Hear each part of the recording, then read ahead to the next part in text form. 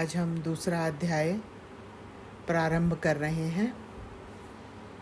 गत अध्याय में ग्रंथकार ने अपने मौलिक ग्रंथ श्री साईं सच्चरित्र में उन कारणों पर प्रकाश डाला था जिनके द्वारा उन्हें ग्रंथ रचना के कार्य को आरंभ करने की प्रेरणा मिली।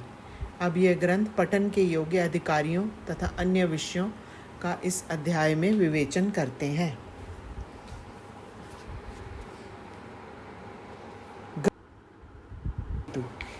किसी प्रकार विषुचिका हैजा के रोग के प्रकोप को आटा पिसवाकर तथा उसको ग्राम के बाहर फेंकवाकर रोका तथा उसका उन्मूलन किया।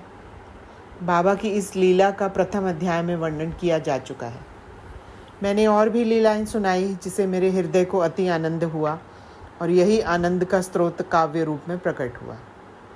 मैंने यह भी सोचा कि इस महान आश्चर्यजनक लीलाओं का वर्णन बाबा के भक्तों के लिए मनोरंजक एवं शिक्षाप्रद सिद्ध होगा तथा उनके पाप समूल नष्ट हो जाएंगे। इसलिए मैंने बाबा की पवित्र जीवन गाथा और उनके मधुर उपदेशों का लेखन प्रारंभ कर दिया। श्री साईं की जीवनी ना तो उलझनपूर्ण है और ना ही संकीर्ण ही, वरन सत्य और आध्यात्मिक मार्ग का वास्तविक दिग्दर्शन कराती है। कार्य आरंभ करने में असमर्थता और साहस। श्री हेमांड पंत को यह विचार आया कि मैं इस कार्य के लिए उपयुक्त पात्र नहीं हूँ। मैं तो अपने परम मित्र की जीवनी से भी भली भांति परिचित नहीं हूँ और ना ही अपनी प्रकृति से। तब फिर मुझ सरीखा मूढ़मती भला एक महान संत पुरुष की जीवनी लिखने का दुस्साहस कैसे कर सकता है। अवतारों की प्रवृत्ति के वर्णन में वेद भी अपना असमर्थता प्रकट करते हैं। किसी संत का चरित्र समझने के लिए स्वयं को पहले संत होना नितांत आवश्यक है। फिर मैं तो उनका गुणगान करने के सर्वथा अयोग्य ही हूँ। संत की जीवनी लिखने में एक महान साहस की आवश्यकता है और कहीं ऐसा ना हो कि चारों लोगों के समक्ष हास्य का पात्र बनना पड़े। इसलिए श्री साईं बाबा की कृपा प्राप्त करने के लिए मैं ईश्वर से प्रार्थना करने लगा। महाराष्ट्र के संत श्रेष्ठ श्री ज्ञानेश्वर महाराज का कथन है कि संत चरित्र के रचयिता से परमात्मा अति प्रसन्न होता है। तुलसीदास जी ने भी यही कहा है कि साधु चरित शुभ से सरि कपासु, निरस विशद गुणमय फल जासु। जो सही दुख पर छिद्र दुरावा, वंदनी जेहि जग जस पावा। भक्तों को भी संतों की सेवा करने की इच्छा बनी रहती है। संतों की कार्य पूरा करने के लिए प्रणाली भी विचित्र ही है। यथार्थ प्रेरणा तो संत ही किया करते हैं। भक्त निमित्त मात्र या कहिए कि कार्य पूर्ति के लिए यम यंत्र मात्र है। उदाहरणार्थ शक संख्या 1700 में कवि महीपति को संत चरित्र लेखन की प्रेरणा हुई। ईश्वर ने संतों में अंतः प्रेरणा पैदा की और कार्य पूर्ण हो गया। इसी प्रकार शक संवत 1800 में श्री दास गुण की सेवा स्वीकार हुई। महीपति ने 4 काव्य रचे, भक्ति विजय, संत विजय, भक्त लीलामृत और संत लीलामृत, और दास गुण ने केवल 2, भक्त लीलामृत और संत कथा अमृत, जिसमें आधुनिक संतों के चरित्रों का वर्णन है। भक्त लीलामृत के अध्याय 31, 32, 33 तथा संत कृतामृत के 57वें अध्याय में श्री साईं बाबा की मधुर जीवनी तथा अमूल्य उपदेशों का वर्णन सुंदर एवं रोचक ढंग से किया गया है। इनका उद्धरण श्री साईं लीला पत्रिका के अंक 11, 12 और 17 में दिया गया है। पाठकों से इनके पठन का अनुरोध है। इसी प्रकार श्री साईं बाबा की अद्भुत लीलाओं का वर्णन एक बहुत सुंदर छोटी सी पुस्तिका श्री साईनाथ भजन माला में भी किया गया है। इसकी रचना बांद्रा की श्रीमती सावित्री बाई रघुनाथ तेंदुलकर ने की है। श्री दासगुण महाराज ने भी श्री साईं बाबा पर कई मधुर कविताओं की रचना की है। एक और भक्त अमीदास भवानी मेहता ने भी बाबा की कुछ कथाओं को गुजराती में प्रकाशित किया है। साईं प्रभा नामक पत्रिका में भी कुछ लीलाएं शिरडी के दक्षिण भिक्षा संस्थान द्वारा प्रकाशित की गई। अब प्रश्न यह उठता है कि जब श्री साईनाथ महाराज के जीवन पर प्रकाश डालने वाला इतना साहित्य उपलब्ध है, फिर और एक ग्रंथ साई चरित्र रचने की आवश्यकता ही कहाँ पैदा होती है। इसका उत्तर केवल यही है कि श्री साईं बाबा की जीवनी सागर के सदृश अगाध विस्तृत और अथाह है। यदि उसमें गहरे गोते लगाए जाएं तो ज्ञान एवं भक्ति रूपी अमूल्य रत्नों की सहज ही प्राप्ति हो सकती है, जिसे मुमुक्षुओं का बहुत लाभ होगा। श्री साईं बाबा की जीवनी, उनके दृष्टांत एवं उपदेश महान आश्चर्य से परिपूर्ण है। दुख और दुर्भाग्यग्रस्त मानवों को इनसे शांति और सुख प्राप्त होगा तथा लोक व परलोक में श्रेयस की प्राप्ति होगी। यदि श्री साईं बाबा के उपदेशों का, जो कि वैदिक शिक्षा के समान ही मनोरंजक और शिक्षाप्रद है, ध्यान पूर्वक श्रवण एवं मनन किया जाए तो भक्तों को अपनी मनोवांछित फल की प्राप्ति हो जाएगी, अर्थात ब्रह्मा से अभिन्नता, अष्टांग योग की सिद्धि और समाधि आनंद आदि की प्राप्ति सरलता से हो जाएगी। यह सोचकर ही मैंने चरित्र की कथाओं को संकलित करना प्रारंभ कर दिया। साथ ही यह विचार भी आया कि मेरे लिए सबसे उत्तम साधना भी केवल यही है। जो भोले भाले प्राणी श्री साईं बाबा के दर्शनों से अपने नेत्र सफल करने के सौभाग्य से वंचित रहे हैं, उन्हें यह चरित्र अति आनंददायक प्रतीत होगा। अतः मैंने भी अपना अहंकार उनके श्री चरणों पर न्यौछावर कर दिया। मैंने सोचा कि अब मेरा पथ अति सुगम हो गया है और बाबा मुझे इहलोक और परलोक में सुखी बना देंगे। मैं स्वयं बाबा की आज्ञा प्राप्त करने का साहस नहीं कर सकता था। अतः मैंने श्री माधव राव उपनाम श्यामा से, जो कि बाबा के अंतरंग भक्तों में से थे, इस हेतु प्रार्थना की। उन्होंने इस कार्य के निमित्त श्री साईं बाबा से विनम्र शब्दों में इस प्रकार प्रार्थना की: ये अन्ना साहेब आपकी जीवनी लिखने के लिए अति उत्सुक हैं, परंतु आप कृपया ऐसा न कहना कि मैं तो एक फ़कीर हूँ तथा मेरी जीवनी लिखने की आवश्यकता ही क्या है। आपकी केवल कृपा और अनुमति से ही ये लिख सकेंगे, अथवा आपके श्री चरणों का पुण्य प्रताप ही इस कार्य को सफल बना देगा। आपकी अनुमति और आशीर्वाद के अभाव में कोई भी कार्य यशस्वी नहीं हो सकता। यह प्रार्थना सुनकर बाबा को दया आ गई। उन्होंने आश्वासन और उदी देकर अपना वरद हस्त मेरे मस्तक पर रखा और कहने लगी कि इन्हें जीवनी और दृष्टांतों को एकत्रित कर लिपिबद्ध करने दो, मैं इनकी सहायता करूँगा। मैं स्वयं ही अपनी जीवनी लिखकर भक्तों की इच्छा पूर्ण करूँगा, परंतु इनको अपना अहंकार त्याग कर मेरी शरण में आना चाहिए। जो अपने जीवन में इस प्रकार आचरण करते हो, उसकी मैं अत्यधिक सहायता करता हूँ। मेरी जीवन कथाओं की बात तो सहज है, मैं तो इन्हें घर बैठे अनेक प्रकार से सहायता पहुँचाता हूँ। जब इनका अहम पूर्णतः नष्ट हो जाएगा और खोजने पर लेश मात्र भी ना मिलेगा, तब मैं इनके अंतःकरण में प्रकट होकर स्वयं ही अपनी जीवनी लिखूँगा। मेरी चरित्र और उपदेशों के श्रवण मात्र से ही भक्तों के हृदय में श्रद्धा जागृत होकर सरलतापूर्वक आत्मानुभूति एवं परमानंद की प्राप्ति हो जाएगी। ग्रंथ में अपने मत का प्रतिपादन और दूसरों का खंडन तथा अन्य किसी विषय के पक्ष या विपक्ष में व्यर्थ के वाद विवाद की कुचेष्टा नहीं होनी चाहिए। अर्थपूर्ण उपाधि हेमांड पंथ। वाद विवाद शब्द से हमको स्मरण हो आया कि मैंने अपने पाठकों को वचन दिया है कि हेमांड पंथ उपाधि किस प्रकार प्राप्त हुई, इसका वर्णन करूँगा।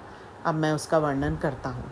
श्री काका साहेब दीक्षित व नाना साहेब चांदोरकर मेरे अति घनिष्ठ मित्रों में से थे। उन्होंने मुझसे शिरडी जाकर श्री साईं बाबा के दर्शन और लाभ उठाने का अनुरोध किया। मैंने उन्हें वचन दिया, परंतु कुछ बाधा आ जाने के कारण मेरी शिरडी यात्रा स्थगित हो गई। मेरे एक घनिष्ठ मित्र का पुत्र लोनावला में रोगग्रस्त हो गया था। उन्होंने सभी संभव अधिक भौतिक और आध्यात्मिक उपचार किए, परंतु सभी प्रयत्न निष्फल होकर और ज्वर किसी प्रकार भी कम ना हुआ। यह घटना देखकर मुझे विचार आया कि जब गुरु एक बालक के प्राणों की भी रक्षा करने में असमर्थ है, तब उनकी उपयोगिता ही क्या है। और जब मैंने उनमें कोई सामर्थ्य ही नहीं, तब फिर शिरडी जाने से क्या प्रयोजन। ऐसा सोचकर मैंने यात्रा स्थगित कर दी। परंतु जो होना है वह तो होकर ही रहेगा, और वह इस प्रकार हुआ। प्रांताधिकारी नाना साहेब चांदोरकर बसई के दौरे पर जा रहे थे।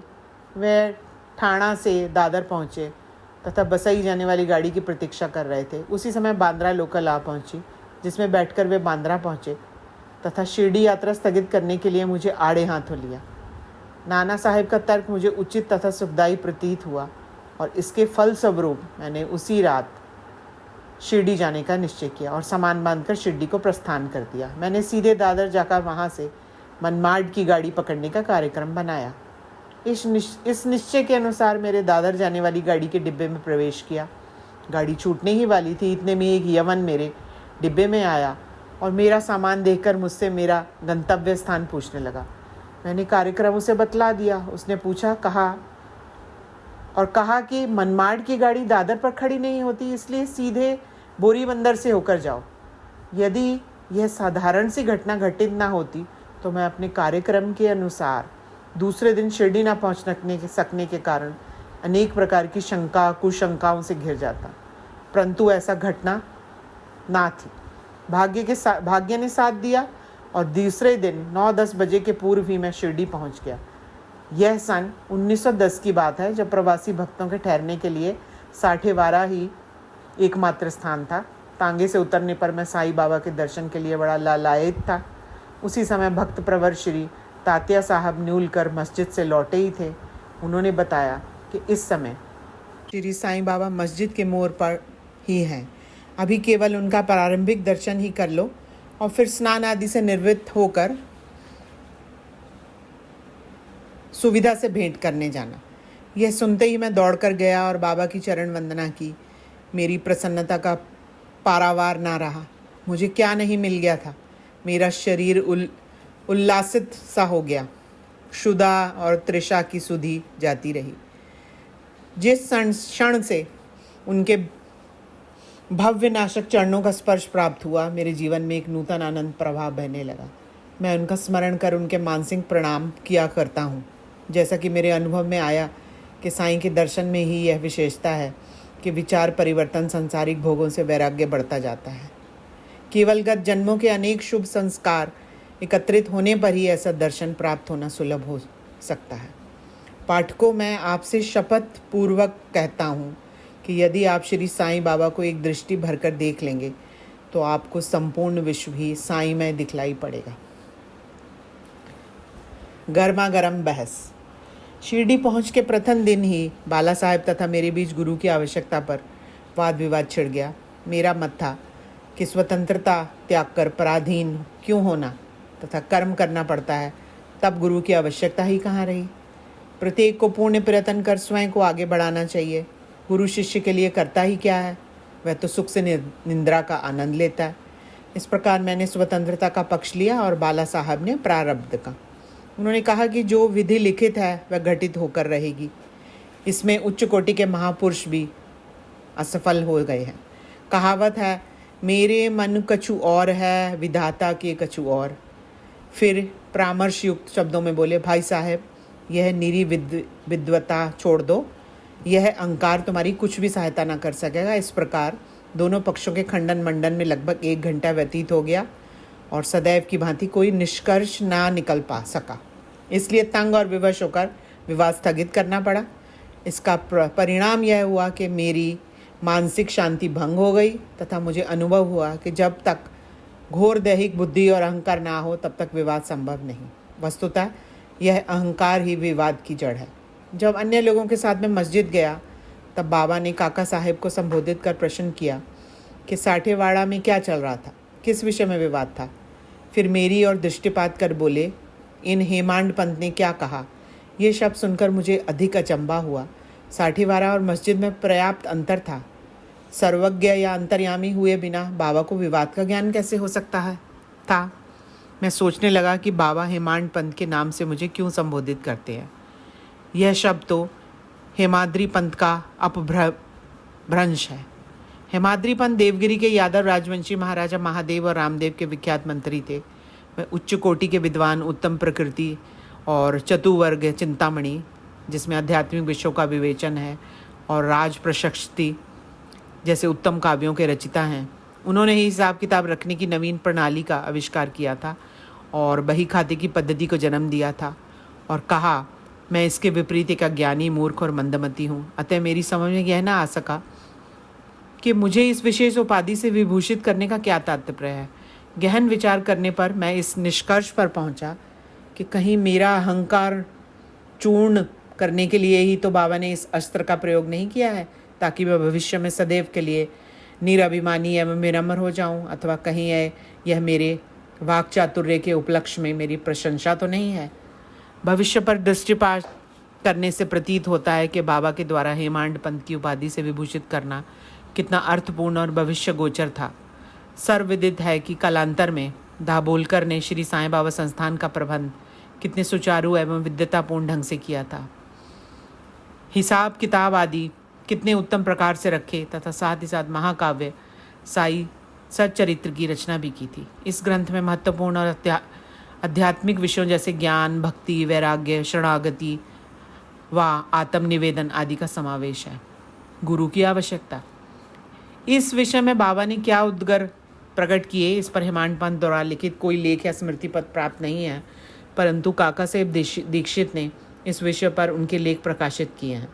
बाबा से भेंट करने के दूसरे दिन हेमांड पंत और काका साहेब ने मस्जिद में जाकर घर लौटने की अनुमति मांगी। बाबा ने स्वीकृति दे दी। किसी ने प्रश्न किया, बाबा कहाँ जाए? उत्तर मिला, ऊपर जाओ। प्रश्न, मार्ग कैसा है? बाबा, अनेक पंथ है, यहाँ से भी एक मार्ग है, परंतु यह मार्ग दुर्गम है तथा सिंह और भेड़िए भी मिलती हैं। काका साहब, यदि पथ प्रदर्शक भी साथ हो तो? बाबा, तब कोई कष्ट ना होगा। पथ प्रदर्शक तुम्हारी सिंह, भेड़िए, खंदकों से रक्षा कर तुम्हें सीधे निर्दिष्ट स्थान पर पहुंचा देगा, परंतु उनके अभाव में जंगल में मार्ग भूलने, गड्ढे में गिर जाने की संभावना है। दाभोलकर भी उपयुक्त प्रसंग के अवसर पर वहाँ उपस्थित थे। उन्होंने सोचा कि जो कुछ बाबा कह रहे हैं वह गुरु की आवश्यकता क्यों है, इस प्रश्न का उत्तर है। साईं लीला भाग 1 संख्या 5 व पृष्ठ 47 के अनुसार उन्होंने सदा के लिए मन में यह गांठ बांध ली थी कि अब कभी इस विषय पर वाद विवाद नहीं करेंगे कि स्वतंत्र या परतंत्र व्यक्ति आध्यात्मिक विषयों के लिए कैसा सिद्ध होगा। प्रत्युक्त इसके विपरीत यथार्थ में परमार्थ लाभ केवल गुरु के उपदेश पालन में ही निहित है। इन उपदेशों का वर्णन मूल काव्य ग्रंथ के इसी हुए भी आत्मानुभूति के लिए राम को अपने गुरु वशिष्ठ और कृष्ण को अपने गुरु संदीपनी की शरण में जाना पड़ा। इस मार्ग में उन्नति प्राप्त करने के लिए केवल श्रद्धा और धैर्य, ये ही 2 गुण सहायक है। श्री सद्गुरु साईनाथ आपार्णमस्तु शुभम भवतु।